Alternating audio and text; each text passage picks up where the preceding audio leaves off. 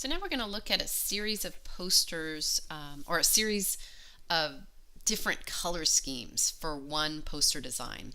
And it's important to remember here that as a designer, you need to make decisions based on what audience you'll be designing for. And so in this series, you'll see kind of a radically different feel depending on the choice of colors. So here's the first one. Let's kind of go through here. So here's the first design. This is the one I think that was actually chosen by the client. We're going to go forward here. This is another one, and this is titled Contrast. It's kind of a collection of warm and cool grays. It definitely feels more urban than the first design. And these hues kind of connect well with the streetwise aspect of the performance. There are some areas of kind of highly saturated color, and the result of all this is kind of a restrained, funky, edgy, but warm, kind of energetic, contrasting color scheme. And this palette would be designed to attract a more urbanite audience or a more urban audience. This one we'll call Natural. It definitely doesn't exude the same energy as the previous color schemes. It's much more restrained. It has kind of an organic feel. There's basically only 5 colors used in this design, and the value contrast between the hues is pretty minimal. All of the photos were kind of tinted with this beige tone, and the white was kind of removed from the palette. And this created kind of a subtle, vibrating resonance. It's a look that's kind of down to earth. So a down to earth audience might appreciate this design.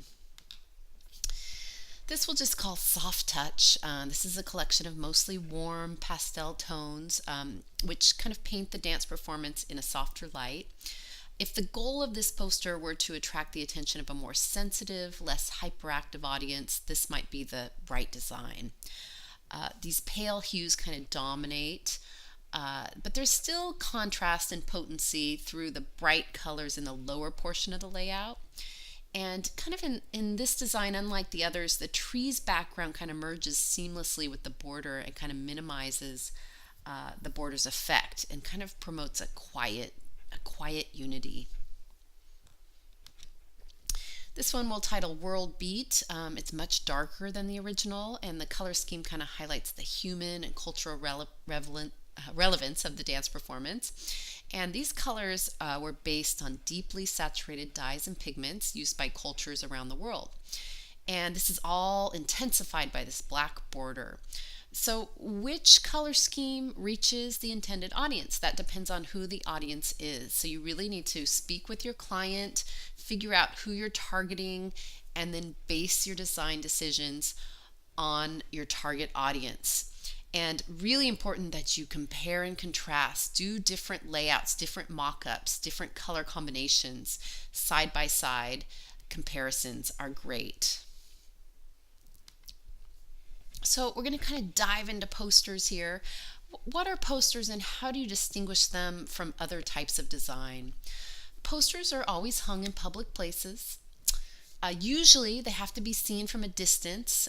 So as a designer, you have to think, where will it be seen? How close will the viewer be? So where is your audience going to be? So one thing I always think about, like if you're in the BART station and you see those posters that are kind of hung far away, they're pretty large, but they're always designed with the idea that it's a quick moving audience, that you might only have 2 or 3 seconds to see the poster, so it really wants to grab your attention. Other posters might be hung in a hall or in a room where the viewer has more time to kind of stand and look and read. So all these things are helpful in determining what content to put into your design. Posters always have to have kind of a visual hierarchy.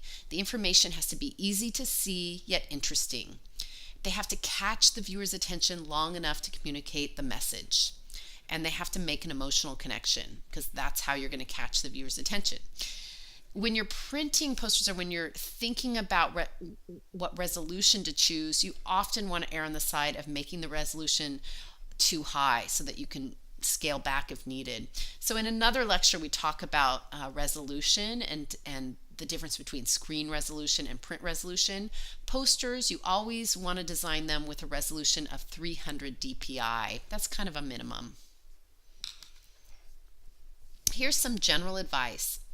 When you're meeting with your client, listen and watch the client. If the client says something like, "I hate yellow," remember that. Don't probe your client. Don't ask them, "Which colors do you prefer?" Always let your client just talk for a while. Listen to what they're saying. Write notes. Become familiar with the client's business. You can do your own research and ask questions. This is really good when you're meeting with the client to already have kind of a good idea of what the client's business is about, what the client's goals are, and then as the client speaks, you can ask specific questions. Pay attention to details. Type, kerning, leading, image choice all matter. Use a dictionary, use spell check, use a thesaurus. Make sure you're spelling everything right. Make sure you understand the meaning behind the words and try and strategize different words for saying the same thing. This will just help you expand on ideas. Jot down ideas whenever they come to you. Carry a notebook with you. Write things down. When it comes to design, simple is usually better. Always approach everything as if it was going to get a lot of attention, because you honestly never know what is going to get a lot of attention. So treat your work as if it will be displayed at a museum. Good design is good business. You get more work from good design. So going into some specific examples of poster, this is a color lithograph. It was done in 1900, and it's a great example of Art Nouveau, which we learned about in our history lecture. And you can kind of see that this was very influenced from Japanese prints. There's a very organic feel here. All of the shapes have this kind of really organic, gestural feeling. And this was designed by Toulouse-Lautrec. This is an interesting design because it's almost a poster within a poster. And this kind of is setting the stage for this play in Paris. And it gives this romantic feel and a real glimpse into the play. And what's fun about it is it's kind of including the viewer as audience. And you can see they're using a little bit of color here. They're using this beautiful image. And then kind of the catch here is that we're kind of the third level. There's two levels in this design, bringing us to kind of the outside space here. So it's very clever. This is a series that was done for CCA. It used to be called CCAC. And these posters were used as a series, and they didn't have a big budget. So all they wanted to do was use text. They couldn't print in color, so they wanted everything to be black and white. And so their options were to really create these kind of experimental typographic designs. And these designers were actually 4 typographic designers. So they had a specific audience, someone who's very sophisticated, someone who's doing design. And so they wanted them to be very clever, very original. So here's another one done for that series. And you can see how simple it is. And also, what's really cool about these is you can see that with simple shapes and text, you can create really interesting dynamic design. You don't need a lot of photographs, really. You just need your imagination. Here's another one for that series. These were these posters that were wallpapered all over this mall that was being built. And the mall was going to be opened soon, and so they needed something on the walls. I think there were only a few areas that were open, and people were kind of walking around, and there was all this space and emptiness going on. So they really covered the malls with these really kind of chaotic color celebrity posters. And they soon became collector items. And they kind of remind me of the Andy Warhol prints of Marilyn Monroe and Jackie Onassis. Very clever, very intense. In this design, you see it has kind of a real, also kind of like Art Nouveau, a real organic feel. And the text here, it's the Funk Brothers, is all hand-drawn. And it kind of bleeds to the edge. And this is for a musical concert. And so they wanted it to really feel like the musical style. And what I love about this design is just the clever way they really integrated the text with the image. And if you look at this image here, this was probably an original photograph that was then vectorized and turned into an illustration. And it really goes beautifully with this kind of psychedelic text that's being integrated into the space. So this poster also really feels like a psychedelic poster design. This is the Miami Rescue Mission, and the goal here was to make an emotional connection to the audience, and they also wanted to use humor to reach out. It's very simple. What's kind of the beauty of this is the type becomes integrated into the actual photograph of the panda, and so it was obviously done in Photoshop, where they're going to take this panda, they're going to collage this sign into his hand. So it's simple but clever, makes a quick emotional connection. And notice there's not much text, there's not much being said, there's just the one tagline and then the organization and the phone number.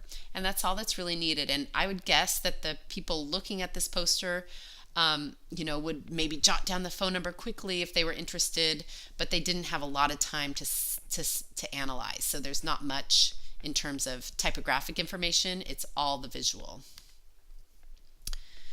Here's a poster for the Pretenders, and the type and image really complement each other in this design.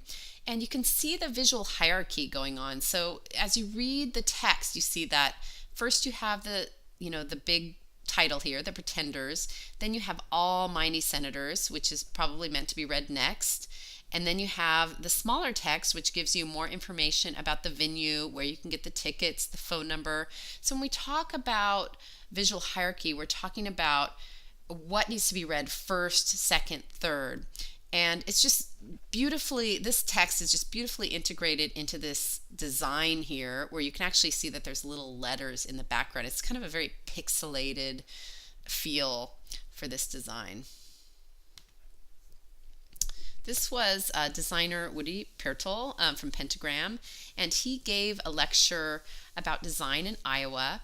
And so his idea was to kind of combine the symbol of Iowa, the Midwest corn, with the icon of Manhattan. And he did it really beautifully in this design. This was a one-man performance called Freak, and it's kind of a semi-autobiographical one-man performance with visual elements where he's communicating his angst-ridden journey. And so what they wanted, what the designer wanted, was you to get a sense of what you're going to feel when you see this performance. So obviously it's energetic, it's interesting, it's chaotic. So there's this kind of intensity about this design that really matches the performance. This is an exquisite corpse. So as a child, you might have played this game where you took a piece of paper and you folded it into 4 sections, and then you passed it around a table, and one person drew the head, and then the next person would fold the head down and fold to the next section, and they would draw the body, and the third person would draw the legs, and then the fourth person might draw the feet. And this is all about creativity and spontaneity, and this was really common in the Dada movement, where there was this idea that it was collective and spontaneous and that anything could happen. And so this particular poster was designed for a Thinking Creatively conference, and so it's very appropriate. And the designer wanted to show that imaginative things can happen, and what does it mean to be creative and to collaborate.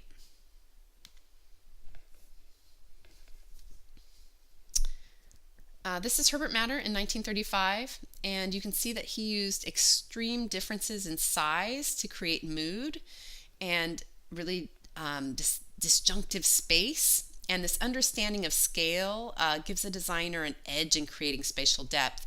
So there's this huge hand and this much smaller graphic back here.